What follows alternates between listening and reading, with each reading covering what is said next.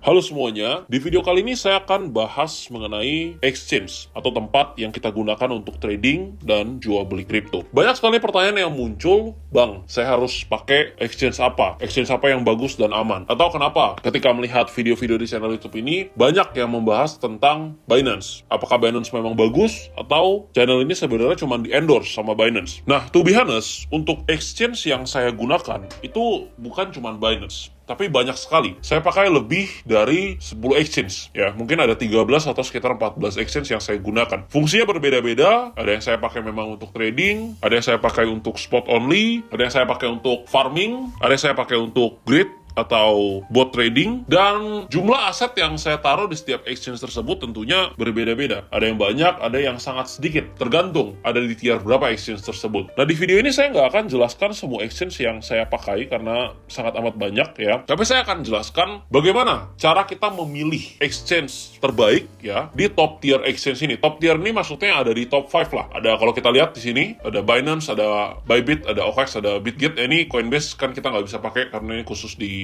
US ya, atau di derivatifnya biar lebih jelas ya ini ya. Ada Binance, OKX, Bybit, Bitget ya. Top 5 ini. Dan mungkin kalau yang teman-teman sering lihat ya di video YouTube misalkan, ataupun di Telegram, screenshotan PNL orang biasa habis trading, itu kalau nggak di Binance, di Bybit. Karena ya kalau kita lihat memang di spot play ini untuk volume memang paling besar di Binance dan juga Bybit. Di derivatif pun Binance-nya ada di nomor 1 dan Bybit ada di nomor 3. Nah, saya coba compare ya. Yang pertama, mungkin kita akan lihat dari jumlah koin yang sudah listing. Kenapa saya compare-nya Binance dan Bybit? Karena di spot market ini punya volume yang paling besar dan kelihatannya head to head lah ya. Banyak sekali yang pakai Binance dan banyak sekali juga yang pakai Bybit. Kalau dari segi jumlah aset kripto yang beredar ya, yang sudah listing ya di exchange tersebut, di Binance itu ada sekitar 500 lebih koin atau token. Sedangkan di Bybit sekitar 350-an, ya 350 lebih. Bedanya lumayan jauh, lumayan banyak. Ya artinya dari segi kelengkapan, di Binance lebih lengkap. Tapi juga bukan berarti koin yang listing di Bybit udah pasti ada di Binance, belum tentu juga gitu ya. Makanya that's why itu juga jadi salah satu alasan kenapa saya punya banyak sekali exchange gitu. Karena sometimes ketika mau beli altcoin yang kecil ya,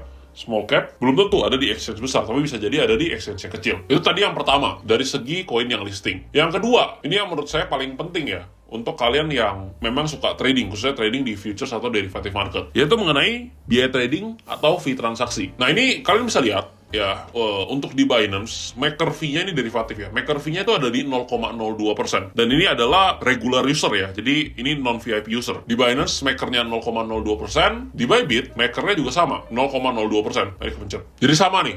Ya, maker ini maksudnya apa? Maksudnya adalah kita antri. Jadi kita misalkan mau buy position atau mau sell position, kita nggak langsung open di market, tapi kita antri gitu ya. Kita limit order. Sedangkan untuk takernya, ini yang biasa suka market, suka HK atau haki, Binance itu ada di 0,04. Sekali lagi regular user ya, non VIP. Kalau VIP udah pasti lebih murah. Sedangkan Bybit ada di 0,055. Artinya apa? Artinya kalau misalkan kita pakai limit order, sama aja mau di Binance atau Bybit sama-sama di 002. Tapi most likely kalau misalkan kita take profit atau stop loss, kayaknya banyakkan market order ya. Dan taker fee di sini kita lihat Binance 0,04, Bybit 0,055. Ini bedanya lumayan jauh. Jadi kalau ditanya untuk kalian yang suka market atau suka trading, ya sudah pasti jauh lebih hemat fee-nya ketika kita trading di Binance, karena taker fee-nya jauh lebih murah. Karena perbedaan 0,015 itu sudah sangat jauh gitu ya, apalagi kalau kita tarik panjang, apalagi kalau volume kalian besar. Lanjut yang ketiga, mengenai efisiensi atau kemudahan. Ya, misalkan kita baru pemula nih ya, kita baru mau beli kripto. Jadi basically kedua exchange ini, baik Bybit ataupun Binance, punya fitur convert atau spot trading. Lalu untuk fitur recurring buy seperti DCA ya, DCA otomatis ya, keduanya juga punya ya. Tapi di Bybit kalau nggak salah lebih kompleks karena kita bisa DCA itu sampai per 10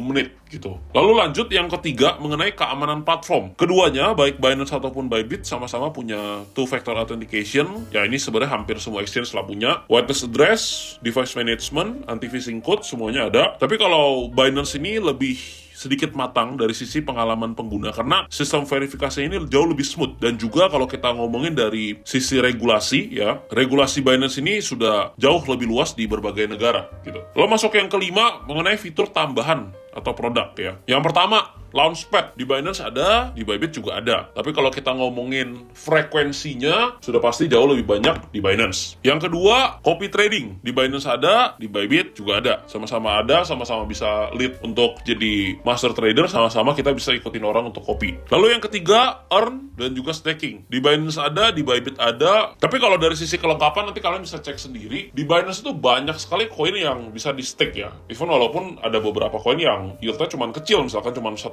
tapi banyak sekali gitu yang bisa di stake. Jadi kalau misalkan mau simpan banyak koin ya jauh lebih enak kita bisa sambil stake, apalagi untuk jangka panjang, karena basically itu ya uang gratis gitu kan dari fitur earn. Lalu selanjutnya Mega Drop. Nah, untuk Mega Drop ini cuman Binance yang ada ya, kayak holder airdrops ya. Mega Drop itu cuman Binance yang ada, Bybit nggak ada. Lalu trading bot atau grid ini dua-duanya ada. Dan yang terakhir Binance Alpha. Nah, Binance Alpha ini cuma ada di Binance sesuai namanya ya, Binance Alpha, dan ini merupakan salah satu advantage sih yang nggak dipunyain oleh exchange lain gitu, yang cuman dipunyain oleh Binance. Jadi keunggulan dari segi fitur, by the way ini saya nggak sebutin semua ya, karena basically fitur di exchange tuh sangat amat banyak gitu ya. Tapi ini saya jelasin yang umum-umum aja, dan untuk fitur Binance masih unggul lah ya, karena ada Binance Alpha dan juga Mega Drop. Selanjutnya, customer support. Dua-duanya punya live chat 24 jam ya, ini udah basic ya, semua pasti ada, support tiket. Dan pengalaman saya pribadi ya, karena saya pernah chat juga ke CS ya, ke CS-nya Binance dan juga ke CS-nya Bybit. Kedua exchange ini punya CS yang, atau customer service yang sangat fast response lah. Karena saya juga pernah kayak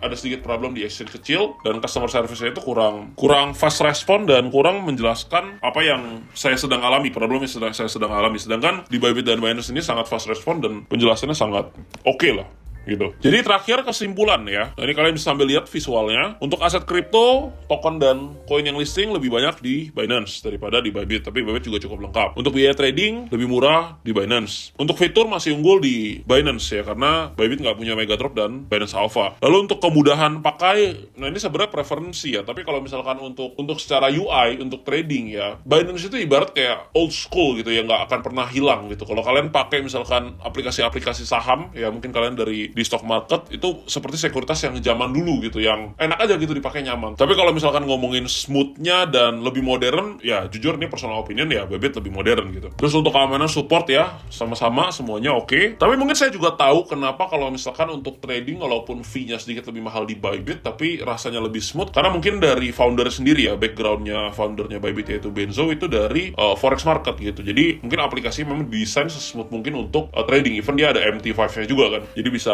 trade di forex atau gold juga gitu. Tapi ini hanya sekedar perbandingan aja. At the end ya, kalian mau pakai yang mana terserah senyamannya. Kalau saya pribadi ya, saya pakai semua gitu. Apa ya di top tier ini ya semuanya saya punya. Cuman bedanya alokasinya aja. Dana saya taruh di paling banyak di mana? Ditanya misalkan udah pasti ya paling banyak di cold wallet ya. Tapi kalau di exchange ya paling banyak di exchange mana? Udah pasti di Binance gitu. Kenapa? Karena ya dia top 1, paling liquid. Saya juga percaya sama CZ. Jadi ya saya berasa lebih aman dan nyaman aja kalau taruh aset dengan jumlah yang lebih baik di Binance gitu. Nah kira-kira seperti itu ya. Kalau nanti kita mau compare lebih dalam lagi terhadap exchange lain, bisa juga kalian bisa komen di bawah. Dan kalau belum punya akunnya, bisa cek linknya ada di deskripsi. Ada diskon fee transaksi 20% seumur hidup. Kalau kalian suka sama videonya, jangan lupa support dengan klik tombol like-nya, karena sekarang sudah waktunya belajar bersama trader disiplin.